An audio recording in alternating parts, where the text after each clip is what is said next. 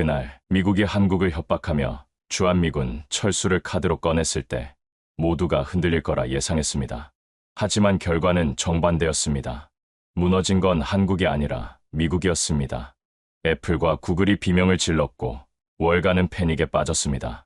한국은 단 한마디도 하지 않았지만 그 침묵 속에 숨겨진 힘이 드러나기 시작했습니다. 오늘 제가 직접 목격한 그 진실을 말씀드리겠습니다. 구독과 좋아요로 대한민국을 응원해주세요. 저는 워싱턴 DC에 위치한 전략국제문제연구소에서 15년째 근무하고 있는 분석가입니다. 주로 동아시아 정세를 담당하고 있지만 솔직히 말씀드리면 제 관심사의 중심은 항상 중국이었어요. 러시아와 중동 문제도 마찬가지였고요. 한국은 늘 제 업무 목록에서 뒤쪽에 밀려있던 나라였습니다. 2025년 봄, 평범한 화요일 오전이었어요. 저는 언제나처럼 커피 한 잔을 들고 사무실 책상에 앉아 중국의 대만 압박 관련 보고서를 검토하고 있었습니다. 본비가 창문을 두드리는 소리가 들렸고 사무실은 평소와 같이 조용했어요. 동료들은 각자 자신의 컴퓨터 앞에서 분석 작업에 몰두하고 있었죠. 그런데 오전 회의가 시작되자마자 제 상사인 윌리엄 국장이 갑작스럽게 제 이름을 불렀어요. 그의 표정은 평소보다 훨씬 진지했습니다. 백악관 국가안보회의에서 직접 요청한 긴급 프로젝트라고 했어요. 주한미군 철수를 가정한 상황에서 미국의 전략적 손익을 분석하는 것이었습니다. 2주 안에 보고서를 제출해야 한다고 했죠. 그 순간 제 머릿속에는 오래된 이미지들이 떠올랐어요. 휴전선에서 긴장감 넘치게 대치하고 있는 미군들, 북한의 미사일 위협에 불안해하는 서울 시민들, 그리고 늘 미국의 보호막 아래에서만 안전할 수 있다고 여겨지던 한국이었죠. 제가 대학에서 국제정치학을 공부할 때부터 줄곧 배워온 상식이었습니다. 사실 제 책상 서랍을 열어보면 한국 관련 자료는 가장 얇은 파일 하나뿐이었어요. 중국 관련 자료는 책상 위에 수북이 쌓여 있었고 러시아 우크라이나 전쟁 분석 자료, 중동 정세 보고서들도 마찬가지였습니다. 한반도 문제는 늘 북한 핵 위협과 중국의 영향력 확대라는 큰 그림 속에서 부차적인 요소로만 다뤄져 왔으니까요. 제가 가진 한국에 대한 인식은 매우 단순했습니다.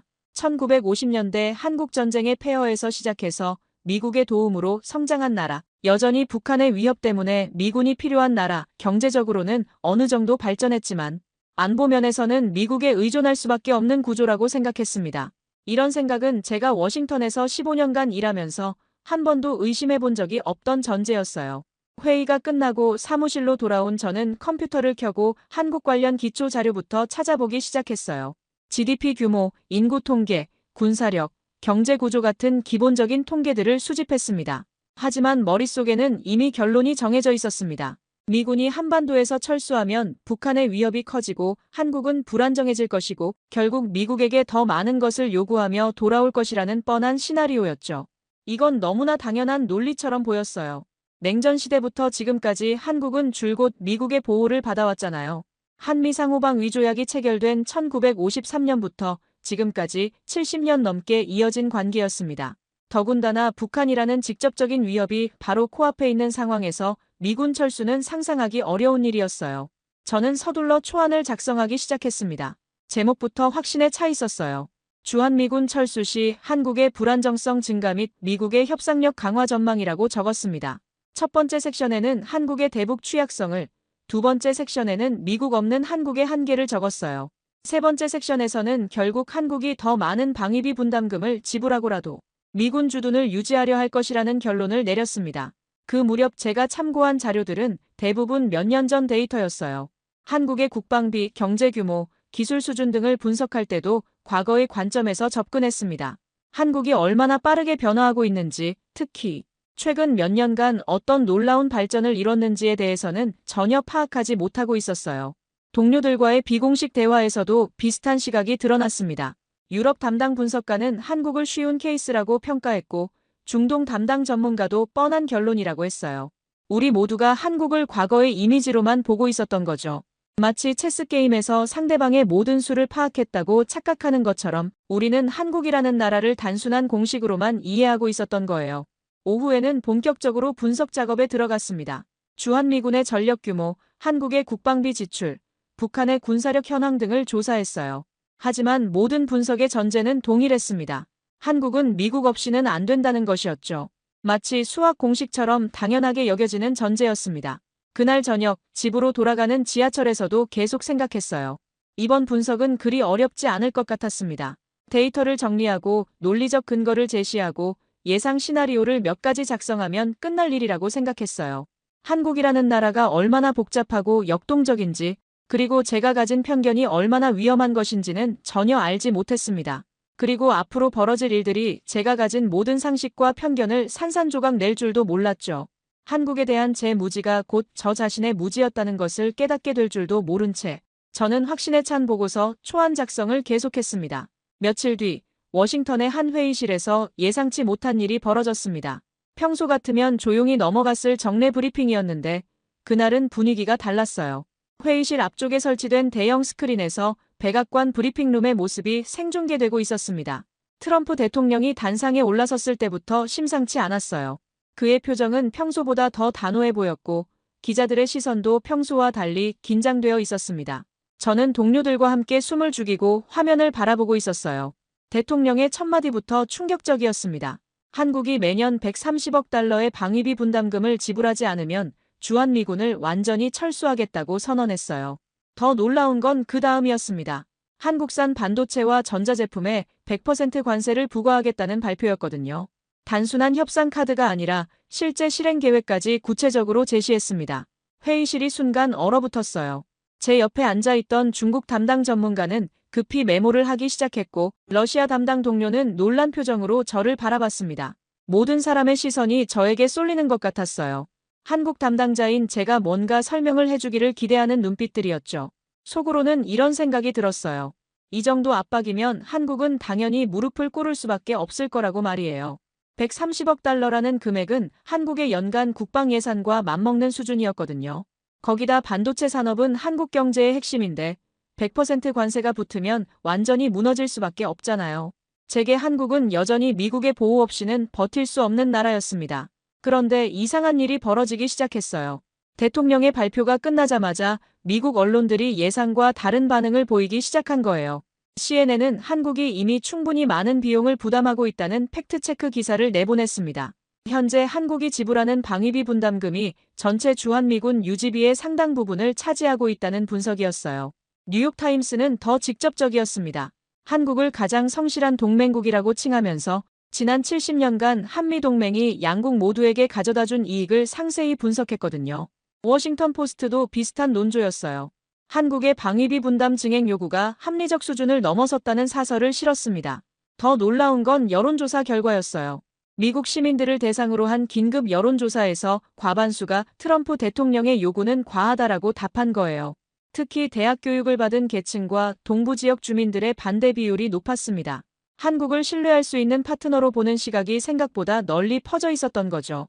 제가 더욱 혼란스러웠던 건 공화당 내부에서도 분열이 나타나기 시작했다는 점이었어요. 상원의 몇몇 공화당 의원들이 동맹국에 대한 과도한 요구라고 공개적으로 비판했거든요. 심지어 국방부 출신 인사들도 주한미군의 전략적 가치를 강조하며 철수의 반대 입장을 표명했습니다. 실리콘밸리의 반응은 더욱 즉각적이었어요. 애플, 구글, 마이크로소프트 같은 빅테크 기업들의 주가가 하루 만에 상당폭 하락했습니다. 한국산 반도체와 디스플레이 없이는 그들의 제품을 만들 수 없다는 사실이 시장에 반영된 거였죠. 월가의 분석가들도 급히 보고서를 내놓기 시작했는데 대부분 한국에 대한 강경 정책이 미국 경제에 미칠 부정적 영향을 경고하는 내용이었어요. 저는 점점 혼란스러워졌습니다. 제가 당연하다고 여겼던 전제가 현실에서는 그렇게 단순하지 않았던 거예요. 한국이 일방적으로 미국에 의존하는 관계가 아니라 상호 의존적인 관계였다는 사실을 깨닫기 시작했어요. 그날 저녁 집으로 돌아가는 길에 계속 생각해봤어요. 과연 내가 한국에 대해 얼마나 알고 있었을까? GDP 순위, 인구 통계, 기본적인 경제 지표들은 알고 있었지만 정작 한국이 글로벌 경제에서 차지하는 실질적 위치나 영향력에 대해서는 제대로 파악하지 못하고 있었던 것 같아요. 무엇보다 미국 내부의 이런 반응은 전혀 예상하지 못했어요. 한국에 대한 압박이 나오면 당연히 미국 내에서는 지지 여론이 높을 거라고 생각했는데 현실은 정반대였습니다. 이미 많은 미국인들이 한국을 신뢰할 수 있는 파트너로 인식하고 있었고 무리한 요구에 대해서는 비판적인 시각을 갖고 있었던 거죠. 며칠이 더 지나자 상황은 더욱 복잡해졌어요. 한국 정부의 반응을 기다렸지만 여전히 아무런 공식 발표가 없었습니다. 보통 같으면 외교부가 긴급 기자회견을 열거나 청와대에서 입장을 밝히는 게 일반적인데 이번에는 완전한 침묵이었어요. 이런 침묵이 계속되자 미국 내 기업들은 점점 더 불안해하기 시작했습니다. 한국 정부의 반응이 없다는 것 자체가 오히려 더 불안 요소로 작용했거든요. 애플의 CEO가 비공개 성명에서 공급망 차질에 대한 우려를 표명했고 구글과 마이크로소프트도 비슷한 입장을 내놓았습니다. 특히 반도체 업계의 반응이 심각했어요. 한국산 메모리 반도체 없이는 미국의 IT 산업이 돌아갈 수 없다는 사실이 구체적으로 드러나기 시작했거든요. 삼성과 SK하이닉스가 전 세계 메모리 반도체 시장의 상당 부분을 차지하고 있는데 여기에 100% 관세가 붙으면 미국 기업들의 생산 비용이 크게 증가할 수밖에 없었어요. 월가의 분석가들도 연일 보고서를 쏟아내고 있었는데 대부분 부정적인 전망이었어요. 한국발 공급망 리스크라는 표현이 연일 경제뉴스에 등장했습니다. 주식시장도 불안정해지기 시작했어요. 특히 기술주들의 변동성이 크게 확대되었습니다. 저는 이런 상황을 지켜보며 점점 혼란스러워졌어요. 제가 예상했던 시나리오와는 정반대로 흘러가고 있었거든요. 한국이 당황하고 미국이 여유를 부릴 거라고 생각했는데 현실에서는 미국 쪽이 더 불안해하고 있었어요. 회사 동료들도 비슷한 반응이었습니다. 중국 담당 전문가는 중국이었다면 벌써 강력한 대응책을 발표했을 텐데 한국의 이런 침묵은 정말 이해가 안 된다고 했어요. 러시아 담당 동료도 마찬가지였어요. 러시아라면 즉시 맞대응 조치를 취했을 거라면서 한국이 이렇게 조용한 건 뭔가 다른 계산이 있는 것 같다고 분석했습니다. 그들의 말이 맞았어요. 제가 지금까지 관찰해온 다른 국가들의 패턴과는 완전히 달랐습니다. 보통은 압박을 받으면 즉시 반응을 보이는데 한국은 마치 아무 일도 없었던 것처럼 일상을 유지하고 있었어요. 그 순간 제 머릿속에서 경고등이 켜지기 시작했어요. 혹시 제가 한국에 대해 근본적으로 잘못 알고 있는 건 아닐까 하는 의구심이 들었거든요. 트럼프 대통령의 강경 발언 이후 일주일이 지났지만 한국 정부는 여전히 침묵을 지키고 있었습니다. 저는 매일 한국 언론을 확인하고 외교부 브리핑을 체크했지만 공식적인 반응은 전혀 나오지 않았어요. 이런 상황이 계속되자 워싱턴 내부에서도 당황스러워하는 분위기가 감돌기 시작했습니다. 제가 지금까지 분석해온 다른 나라들의 패턴을 보면 이런 강도 높은 압박이 가해지면 보통 24시간 내에 공식 입장이 나오기 마련이었어요. 외교부가 긴급 기자회견을 열고 대화를 통한 해결을 강조하거나 청와대에서 고위급 관계자가 나와서 동맹의 중요성을 언급하는 것이 일반적이었거든요. 하지만 한국은 완전히 달랐습니다. 외교부 정례 브리핑에서 기자들이 계속 질문을 했지만 대변인은 관련 부처와 검토 중이라는 말조차 없었어요. 그냥 다른 일상적인 외교 현안들만 다뤘습니다. 마치 미국의 발언 자체가 존재하지 않는 것처럼 행동하고 있었어요. 더 이상한 건 한국 언론의 반응이었습니다. 평소 같으면 연일 특집 기사와 사설이 쏟아져 나왔을 텐데 이번에는 오히려 담담하게 팩트만 보도하고 있었어요. 감정적인 반응이나 과격한 논조를 찾아볼 수 없었습니다. 마치 이미 예상하고 있었던 일인 것처럼 차분했습니다. 한국 시민들의 반응도 예상 밖이었어요. 소셜미디어를 통해 한국 내 여론을 살펴봤는데 과도한 분노나 당황스러워하는 모습을 찾기 어려웠어요. 오히려 이런 상황을 예측했다는 듯한 반응들이 많았습니다. 어떤 댓글은 이제야 진짜 독립할 때가 왔다는 내용도 있었어요. 사흘째 되던 날 저는 참을 수 없어서 한국 주재 미국 대사관에 전화를 걸었습니다. 거기서 일하는 정치 담당관과는 예전부터 알던 사이였거든요. 그런데 그의 대답이 더욱 당황스러웠어요. 한국 정부 고위층이 평소와 전혀 다름없이 일상적인 업무를 보고 있다는 거였어요. 긴급회의도 없고 특별한 움직임도 없다고 했습니다. 오히려 평상시보다 더 여유로워 보인다는 것이 그의 관찰이었어요. 청와대나 외교부에서 미국 측과의 접촉을 요청하지도 않았다고 했습니다. 이런 상황에서는 보통 뒷채널을 통해서라도 대화 시도가 있는 게 일반적인데 그런 것도 전혀 없었다는 거예요. 오히려 미국 내 기업들은 점점 더 불안해하고 있었습니다. 트럼프 대통령의 발표 이후 며칠 동안 한국 정부의 반응이 없자 오히려 기업들이 먼저 움직이기 시작한 거예요. 애플의 CEO는 비공개 성명에서 공급망 차질에 대한 우려를 표명했고 구글과 마이크로소프트도 비슷한 입장을 내놓았습니다. 테슬라의 경우는 더욱 심각했어요. 테슬라 전기차에 들어가는 배터리 상당 부분을 한국 업체에서 공급받고 있었거든요. 일론 머스크는 트위터를 통해 혁신은 협력에서 나온다는 메시지를 올리며 암묵적으로 현 상황을 우려한다는 입장을 드러냈습니다. 특히 반도체 업계의 반응이 심각했어요. 한국산 메모리 반도체 없이는 미국의 IT 산업이 돌아갈 수 없다는 사실이 구체적으로 드러나기 시작했거든요. 삼성과 SK 하이닉스가 공급하는 메모리 반도체에 100% 관세가 붙으면 미국 기업들의 생산 비용이 감당하기 어려운 수준까지 뛸 수 있다는 분석이 나왔어요. 월가의 분석가들도 연일 보고서를 쏟아내고 있었는데 대부분 부정적인 전망이었어요. 골드만삭스는 한국발 공급망 리스크가 미국 경제에 상당한 타격을 줄 수 있다고 경고했습니다. 모건 스탠리도 비슷한 분석을 내놨어요. 주식시장에서는 기술주들의 변동성이 크게 확대되었습니다. 저는 이런 상황들을 지켜보며 점점 혼란스러워졌어요. 제가 예상했던 시나리오와는 정반대로 흘러가고 있었거든요. 한국이 당황하고 미국이 여유를 부릴 거라고 생각했는데 현실에서는 미국 쪽이 더 불안해하고 있었어요. 회사 동료들과의 대화에서도 비슷한 당황스러움이 드러났습니다. 일주일이 지나자 상황은 더욱 이상해졌습니다. 한국의 주요 기업들도 별다른 성명을 발표하지 않았어요. 삼성, LG, 현대차 같은 대기업들이 보통 같으면 우려스럽다거나 대화를 통한 해결을 바란다는 식의 입장을 냈을 텐데 이번에는 그마저도 없었습니다. 더 놀라운 건 한국 기업들의 주가 움직임이었어요. 처음에는 하락했지만 금세 안정세를 찾았습니다. 마치 이런 상황에 대비가 되어 있었던 것처럼 보였어요. 심지어 일부 방산업체들의 주가는 오히려 상승하는 모습도 보였습니다. 국제 언론들도 한국의 침묵에 주목하기 시작했어요. BBC는 한국의 조용한 자신감이라는 제목으로 분석 기사를 실었고 CNN은 침묵 속의 메시지라는 특집 보도를 내보냈습니다. 파이낸셜 타임스는 한국이 보여주는 새로운 외교 스타일에 대해 분석했어요.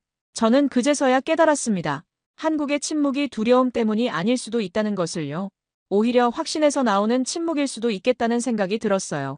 하지만 그런 확신이 어디서 나오는지는 여전히 이해할 수 없었습니다. 그 무렵 저는 한국에 대한 기존 자료들을 다시 살펴보기 시작했어요. 혹시 제가 놓친 중요한 변화가 있었는지 확인해 보려고 했습니다. 그런데 자료를 자세히 들여다보니 제가 전혀 주목하지 않았던 놀라운 사실들이 하나씩 드러나기 시작했어요. 한국의 방산 수출액이 최근 몇 년간 급속도로 증가하고 있었고 기술력도 상당한 수준에 올라와 있었습니다. 반도체나 조선업에서의 위치도 제가 생각했던 것보다 훨씬 중요했어요.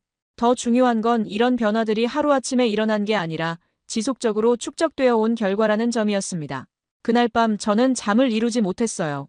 제가 준비하고 있던 보고서의 핵심 전제가 흔들리고 있었거든요. 한국이 미국의 압박에 굴복할 거라고 예상했는데 현실에서는 정반대의 상황이 벌어지고 있었어요. 한국은 침묵을 통해 무엇을 준비하고 있는 걸까요? 그 답을 찾기 위해 저는 더 깊이 있는 조사에 착수해야 했습니다. 한국의 침묵이 2주째 계속되던 어느 날, 저는 보고서 작성을 위해 한국 관련 최신 데이터를 수집하기 시작했습니다. 처음에는 단순히 경제 규모와 국방비 지출 현황을 확인하려던 것이었는데 자료를 파다 보니 전혀 예상하지 못했던 충격적인 사실들이 드러나기 시작했어요. 가장 먼저 제 눈에 들어온 건 한국의 방산 수출 현황이었습니다. 제가 알고 있던 한국은 여전히 미국 무기를 수입하는 나라였는데 실제로는 완전히 달랐어요. 2020년부터 한국의 무기 수출이 급속도로 증가하기 시작했고 2023년에는 세계 8위까지 올라섰더라고요. 2024년 수출액은 170억 달러였습니다. 구체적인 성과를 보니 더욱 놀라웠어요. 폴란드에 수출된 K9 자주포와 K2 전차의 규모가 상당했습니다. 단순한 무기 판매가 아니라 기술 이전까지 포함된 대규모 계약이었어요. 터키, 노르웨이, 핀란드에서도 한국산 무기에 대한 관심이 높아지고 있었습니다. 더 충격적이었던 건 KF-21 전투기 프로젝트였어요. 한국이 독자적으로 개발한 전투기가 실제로 양산 단계에 들어섰고 인도네시아가 공동 개발에 참여하고 있었습니다. 이는 한국이 더 이상 미국 전투기에 의존하지 않고 자체 기술로 제작한 전투기를 보유하게 되었다는 의미였어요. 잠수함 기술도 마찬가지였습니다. 한국이 독일 기술을 바탕으로 시작했던 잠수함 건조 기술이 이제는 완전히 독자적인 수준에 도달했고 인도네시아에 수출까지 하고 있었어요. 이 모든 데이터를 보면서 저는 한동안 모니터를 바라보며 말을 잃었습니다. 하지만 진짜 충격은 반도체와 첨단 기술 분야에서 나타났습니다. 삼성과 SK 하이닉스가 전 세계 메모리 반도체 시장에서 차지하는 비중이 70% 이상이라는 건 알고 있었지만 그 의존도의 심각성을 제대로 파악하지 못하고 있었어요. 미국의 주요 IT 기업들이 한국산 반도체 없이는 정상적인 운영이 불가능한 구조였던 거예요. 애플의 아이폰에 들어가는 핵심 부품들을 분석해보니 놀라웠습니다. 메모리 반도체, 디스플레이, 배터리 등 주요 부품 상당수가 한국 업체에서 공급되고 있었어요. 구글의 데이터 센터도 마찬가지였고 마이크로소프트의 클라우드 서비스도 한국산 메모리에 크게 의존하고 있었습니다. 전기차 배터리 시장에서의 한국의 위치는 더욱 압도적이었어요. LG에너지솔루션, 삼성 SDI, SK온이 글로벌 전기차 배터리 시장에서 차지하는 비중이 상당했습니다. 테슬라부터 GM, 포드까지 주요 자동차 회사들이 한국산 배터리에 의존하고 있었어요. 조선업 분야는 더욱 놀라웠습니다. 현대중공업, 대우조선해양, 삼성중공업이 전 세계 선박 주문량에서 차지하는 비중이 압도적이었어요. 특히 LNG 운반선이나 컨테이너선 같은 고부가 가치 선박에서는 거의 독점적 지위를 유지하고 있었습니다. 이런 자료들을 정리하면서 저는 깨달았습니다. 한국이 단순히 미국의 보호를 받는 나라가 아니라 이미 글로벌 공급망의 핵심 허브가 되어 있었던 거예요. 미국 기업들이 한국 없이는 제품을 만들 수 없는 구조였던 겁니다. 그 무렵 월가에서는 심각한 상황이 벌어지고 있었습니다. 트럼프 대통령의 발표 이후 2주 동안 주요 기술주들의 주가가 지속적으로 하락세를 보였어요. 애플 주식은 누적 하락률이 상당한 수준에 달했고 구글의 모회사 알파벳도 크게 떨어졌습니다. 마이크로소프트는 더욱 심각했어요. 회사의 클라우드 서비스와 데이터 센터 운영이 한국산 메모리 반도체에 크게 의존하고 있었거든요. 100% 관세가 부과되면 운영 비용이 감당하기 어려운 수준까지 뛸 수 있다는 우려가 커졌습니다. 테슬라의 상황도 비슷했어요. 한국산 배터리 공급이 중단되면 생산 계획 자체가 무너질 수 있다는 분석이 나왔거든요. 일론 머스크는 트위터를 통해 우회적으로 현 상황에 대한 우려를 표명했지만 직접적인 비판은 피했습니다. 골드만삭스에서 발표한 긴급 보고서는 충격적이었습니다. 한국산 부품과 기술에 대한 관세 부과가 실현되면 미국 기술업계의 운영 비용이 평균 30% 이상 증가할 것이라고 분석했거든요. 모건 스탠리는 더 구체적으로 공급망 대체에만 최소 2년, 비용은 현재의 배 이상 소요될 것이라고 예측했습니다. 실리콘밸리의 주요 CEO들은 이미 워싱턴에 로비스트들을 파견하기 시작했습니다. 공개적으로는 말하지 않았지만 비공식적으로는 트럼프 행정부의 정책 재검토를 요구하고 있다는 소식이 들렸어요. 의회에서도 우려의 목소리가 나오기 시작했습니다. 하원 군사위원회의 한 의원은 비공개 발언에서 한국과의 관계 악화는 미국의 국방 이익에도 반한다고 우려를 표명했다고 했어요. 한국의 첨단 무기 기술을 활용할 수 없게 되면 미군의 전력 증강에도 차질이 생길 수 있다는 분석이었습니다. 국방부 내부에서도 비슷한 우려가 제기되고 있다는 소식이 들렸어요. 주한미군 철수 시 소요되는 실제 비용을 재산정한 내부 보고서가 유출됐는데 당초 예상보다 훨씬 많은 비용이 필요하다는 내용이었습니다. 더 중요한 건 전략적 가치에 대한 재평가였어요. 한국의 지리적 위치가 중국과 러시아를 동시에 견제할 수 있는 최적의 거점이고 일본과 대만을 연결하는 전략적 요충지라는 분석이 나왔습니다. 다른 곳으로 기지를 이전하면 이런 전략적 가치를 얻기 어렵다는 결론이었어요. CIA와 NSA에서도 우려가 제기됐습니다. 한국과의 정보 공유 협력이 중단되면 북한과 중국에 대한 정보 수집에 상당한 타격을 받을 것이라는 분석이었어요. 특히 한국의 대북 정보 능력은 미국도 크게 의존하고 있는 수준이었거든요. 이 모든 상황을 지켜보면서 저는 제가 작성하던 초기 보고서가 얼마나 현실과 동떨어져 있었는지 깨달았습니다. 한국이 미국의 압박에 굴복할 것이라는 제 예상은 완전히 빗나가고 있었어요. 오히려 미국이 한국 없이는 버티기 어려운 상황에 놓여 있었던 겁니다. 더 중요한 건 한국이 이런 상황을 이미 예상하고 있었던 것 같다는 점이었어요. 그들의 침묵은 당황해서가 아니라 자신들의 위치를 정확히 알고 있었기 때문일 수도 있었거든요. 저는 보고서를 처음부터 다시 써야겠다고 생각했습니다. 한국의 침묵이 3주째 이어지던 어느 날 드디어 한국 대통령이 입을 열었습니다. 저는 워싱턴의 사무실에서 한국 시각으로 오후 2시에 예정된 긴급 기자회견을 생중계로 지켜보고 있었어요. 동료들도 모두 회의실에 모여서 긴장된 표정으로 화면을 바라보고 있었습니다. 청와대 브리핑룸에 나타난 대통령의 표정부터 심상치 않았어요. 평소보다 훨씬 단호해 보였고 준비된 원고를 거의 보지 않고 카메라를 정면으로 응시했습니다. 기자들의 시선도 긴장되어 있었어요. 3주간의 침묵을 깨고 나온 만큼 중요한 발표가 있을 것이라는 예상이 팽배했습니다. 대통령의 첫마디는 예상을 뛰어넘는 강력함이었습니다. 대통령은 차분하지만 단단한 목소리로 한국의 현재 위치를 구체적인 수치와 함께 설명하기 시작했습니다. 먼저 방산 분야에서의 성과를 언급했어요. 한국이 세계 주요 무기 수출국으로 부상했고 K2 전차와 K9 자주포가 유럽 여러 나라에서 도입되고 있다고 발표했습니다. KF-21 전투기 프로젝트에 대한 설명도 자세했어요. 한국이 독자 개발한 전투기가 성공적으로 양산에 들어갔고 여러 나라에서 도입 의사를 밝히고 있다고 했습니다. 이는 한국이 더 이상 미국 전투기에만 의존하지 않는다는 강력한 메시지였어요. 반도체 분야에 대한 설명은 더욱 구체적이었습니다. 삼성과 SK하이닉스가 전 세계 메모리 반도체 시장에서 차지하는 비중과 그 중요성을 명확히 밝혔어요. 이 기술 없이는 세계 주요 IT 기업들도 정상적인 운영이 어렵다는 사실을 분명히 했습니다. 전기차 배터리 분야에서의 위치도 강조했습니다.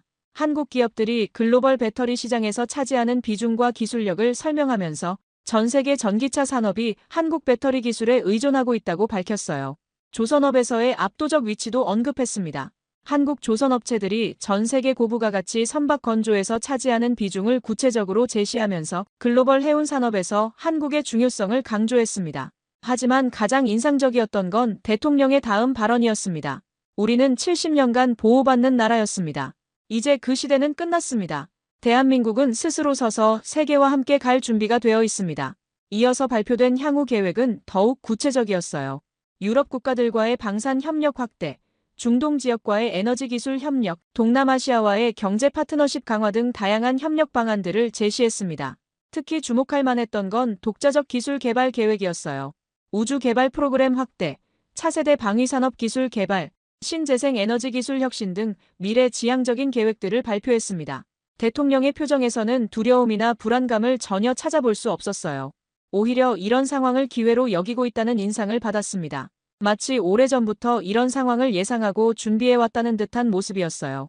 기자회견이 끝난 직후 전 세계의 반응은 즉각적이었습니다. 유럽 주요국들이 빠르게 성명을 발표하기 시작했어요. 독일과 프랑스가 가장 먼저 반응했는데 한국과의 협력 확대 의사를 밝혔습니다. 영국도 비슷한 입장을 내놨어요. 브렉시트 이후 새로운 파트너를 모색하고 있던 영국은 한국과의 전략적 협력에 적극적인 관심을 보였습니다. 중동 국가들의 반응은 더욱 적극적이었어요. 사우디아라비아와 아랍에미리트가 한국과의 경제 협력 확대를 제안했고 특히 신재생 에너지 분야에서의 협력에 큰 관심을 보였습니다. 동남아시아 국가들도 빠르게 움직였어요. 싱가포르, 인도네시아, 말레이시아, 태국 등이 한국과의 경제 협력 확대에 적극적인 의사를 표명했습니다. 심지어 중국도 예상 밖의 반응을 보였어요. 한국과의 관계 개선과 경제 협력 확대에 관심을 나타냈습니다. 러시아도 에너지 분야에서의 장기적 협력 가능성을 언급했어요. 국제 언론의 반응도 뜨거웠습니다. BBC는 한국의 조용한 혁명이라는 제목으로 특집을 방송했고 CNN은 아시아의 새로운 강자라는 분석을 내놨어요. 파이낸셜 타임스는 21세기 새로운 질서의 탄생이라고 평가했습니다. 가장 놀라웠던 건 일본의 반응이었어요. 처음에는 당황하는 기색이었지만 곧 현실적인 접근을 시작했습니다.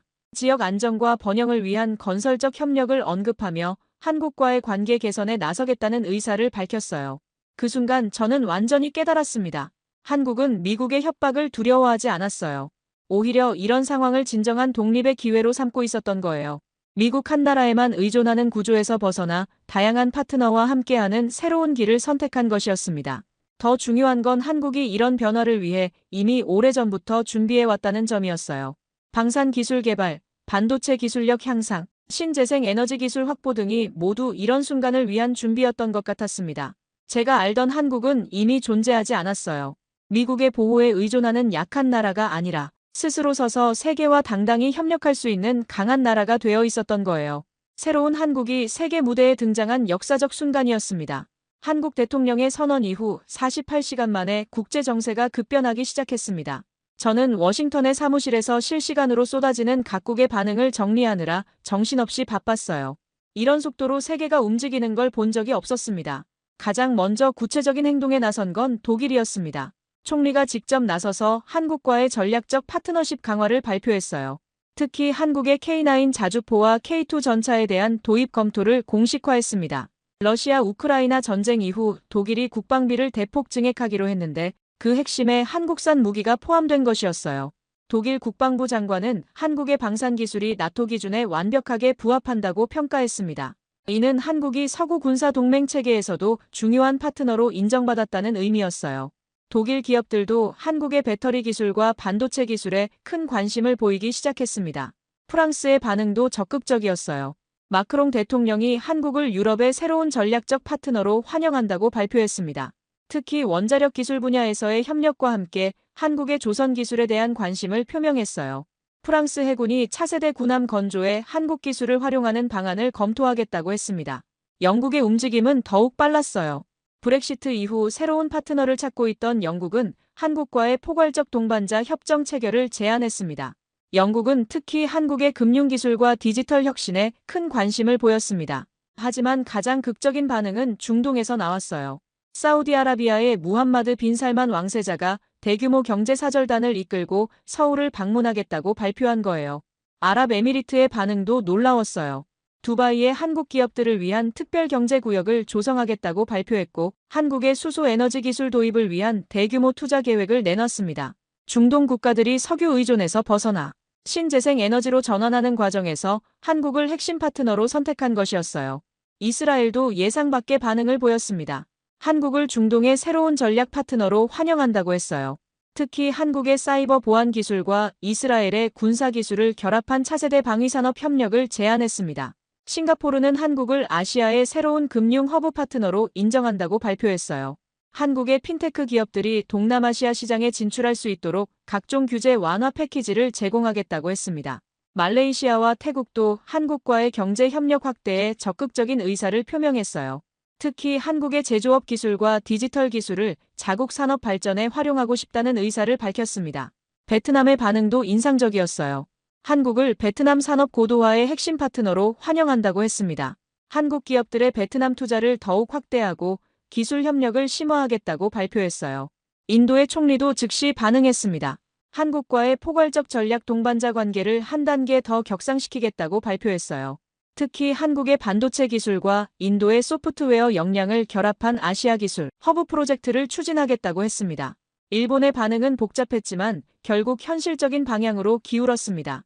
기시다 총리가 지역 안정과 번영을 위한 건설적 협력을 언급하며 한일 관계 개선에 나서겠다고 발표했어요. 일본 기업들도 한국과의 기술 협력에 새로운 관심을 보이기 시작했습니다. 심지어 아프리카 주요 국가들도 움직였어요. 남아프리카 공화국, 나이지리아, 이집트가 한국을 아프리카 발전의 새로운 파트너로 환영한다고 발표했습니다. 특히 한국의 디지털 기술과 제조업 노하우를 아프리카 산업 발전에 활용하고 싶다는 의사를 표명했어요. 남미도 마찬가지였습니다. 브라질과 아르헨티나가 한국과의 경제 협력 확대를 요청했어요. 특히 한국의 신재생 에너지 기술에 큰 관심을 보였습니다. 국제 언론의 분석도 흥미로웠어요. BBC는 미국 1급 체제의 종말이라는 분석을 내놨고 CNN은 새로운 다극 체제의 탄생이라고 평가했습니다. 파이낸셜 타임스는 21세기 아시아의 중심이 베이징에서 서울로 이동하고 있다고 분석했어요. 독일의 슈피겔지는 작은 거인의 위대한 도전이라는 제목의 특집 기사를 실었고 프랑스의 르몽드는 한국이 보여준 전략적 자립의 교훈이라는 사설을 게재했습니다. 저는 동료들에게 말했어요. 이건 단순한 외교적 변화가 아니야. 정말로 세계 질서가 재편되고 있어. 그리고 한국이 그 중심에 있어. 중국 담당 전문가도 동의했어요. 중국도 한국을 새로운 경쟁자이자 파트너로 인정하기 시작했어. 이제 아시아에는 여러 개의 축이 생긴 거야. 유럽 담당 동료는 더 직접적이었어요. 유럽이 미국 대신 한국을 선택하고 있어. 이건 정말 역사적 전환점이야. 중동 담당 전문가도 비슷한 평가를 내렸어요. 사우디와 UAE가 이렇게 적극적으로 나온 건 한국을 진짜 파트너로 인정했다는 뜻이야. 그 순간 저는 깨달았습니다. 이제 더 이상 미국만의 세계가 아니라는 것을요.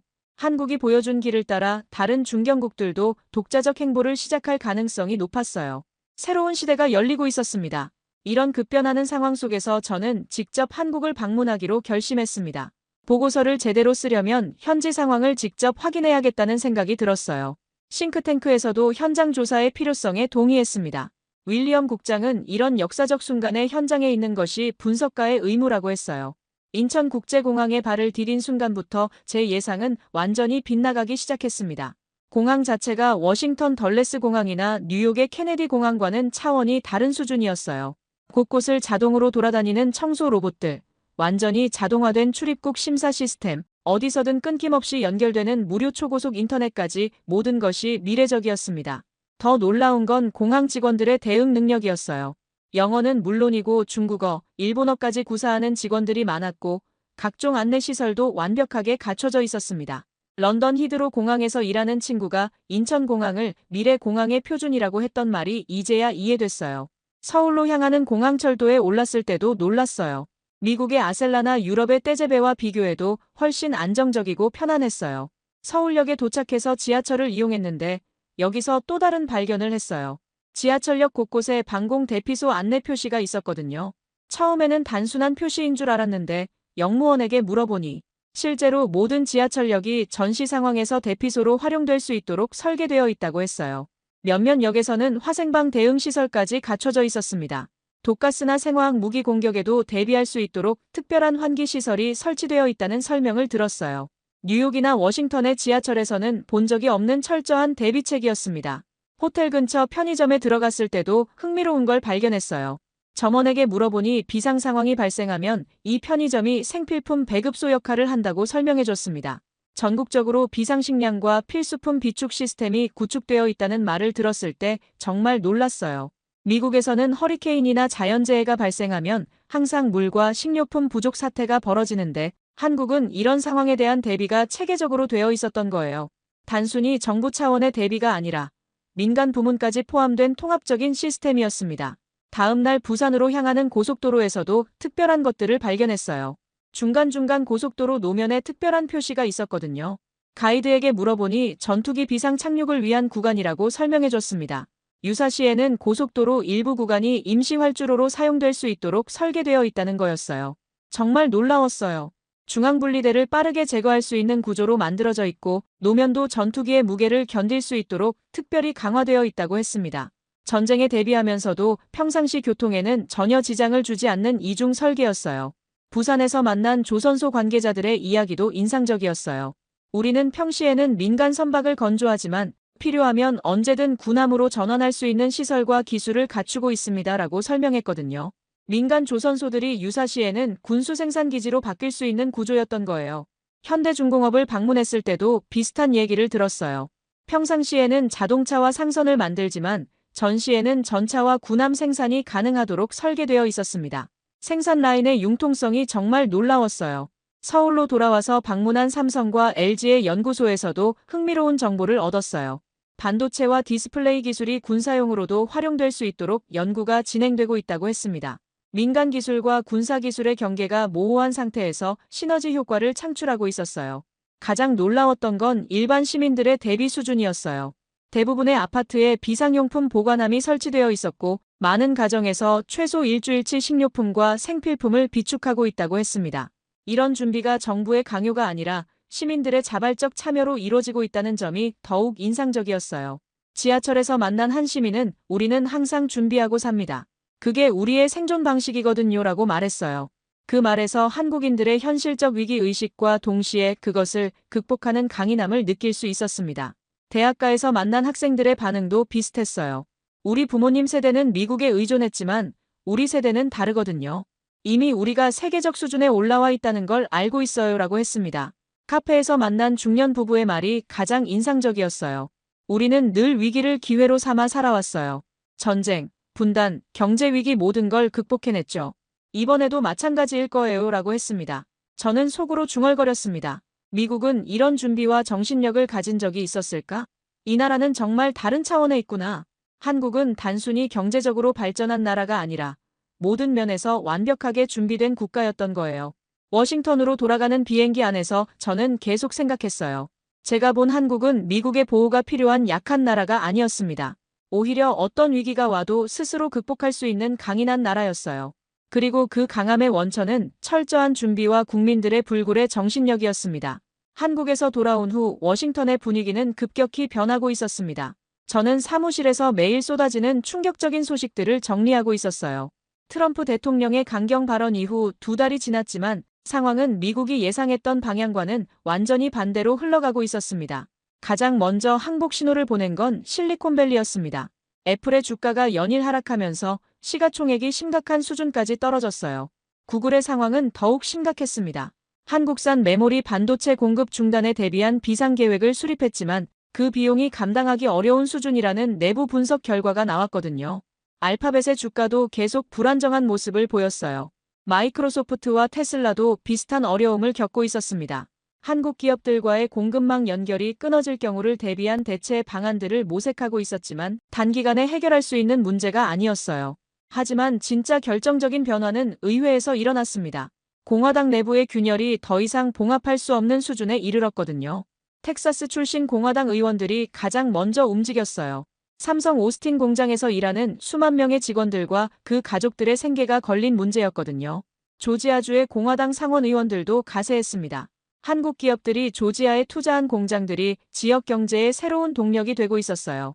이 공장들로 인해 창출된 일자리가 수만 개에 달했고 지역 경제에 미치는 파급 효과가 엄청났습니다. 미시간주의 상황도 마찬가지였어요. 한국 배터리 회사들이 미국 자동차 업계와 맺은 협력 관계가 디트로이트 지역 경제 회생의 핵심이었거든요. 미시간주 출신 의원들이 당파를 초월해서 한국과의 협력 지속을 요구하기 시작했습니다. 더 결정적이었던 건 농업 지역의 반발이었어요.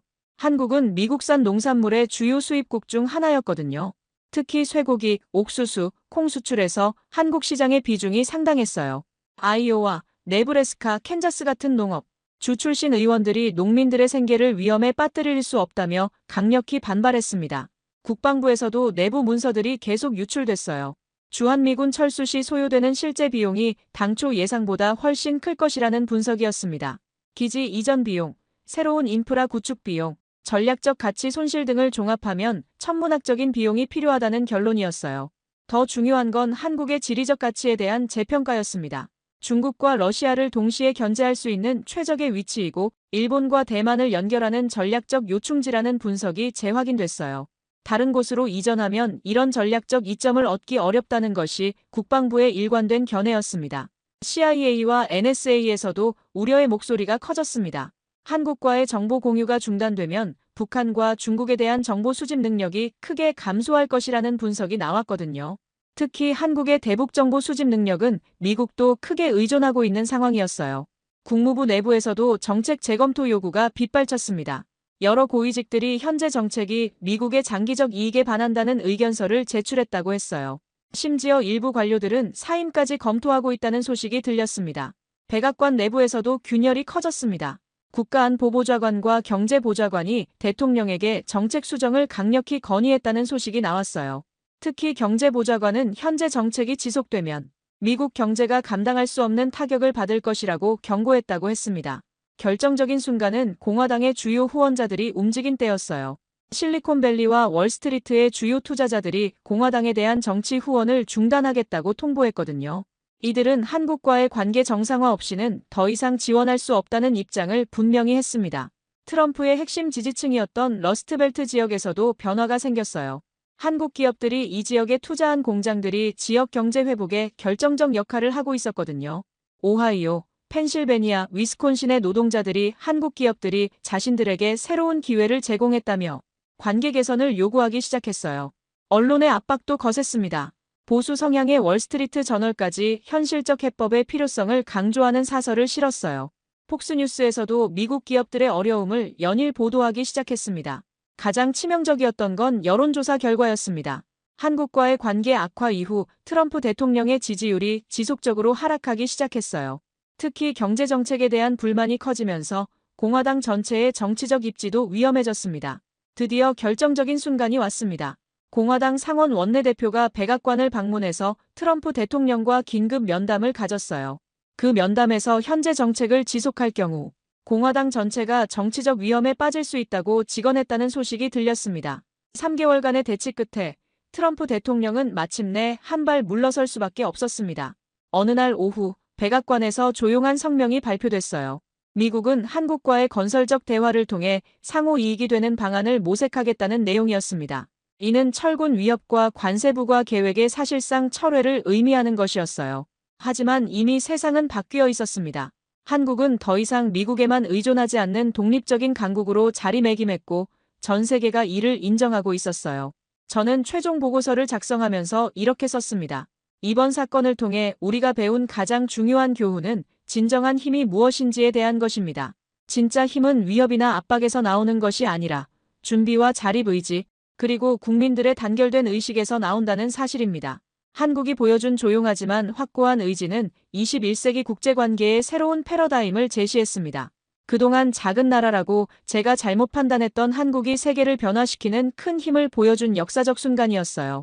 앞으로 한국이 얼마나 더 발전된 모습을 보여줄지 기대됩니다. 오늘 사연에 대한 여러분의 생각을 댓글로 남겨주세요. 감동뭉클에서는 여러분의 소중한 마음을 모아 사연 주인공들에게 전해드리고 있습니다. 여러분 주변에 감동적이거나 재미있는 실제 사연들을 제보받고 있으니 언제든 저희 공식 메일로 제보해주세요. 오늘 들려드린 사연에 공감하셨다면 구독과 좋아요 눌러주시고 주변 분들과도 공유해주세요. 여러분의 작은 관심과 응원이 더욱 좋은 콘텐츠를 만드는 데 큰 힘이 됩니다. 오늘도 여러분의 하루의 작은 즐거움이라도 되었기를 바라며 지금까지 감동뭉클이었습니다. 끝까지 시청해주셔서 감사합니다. 다음에 더 감동적인 사연으로 찾아뵙겠습니다.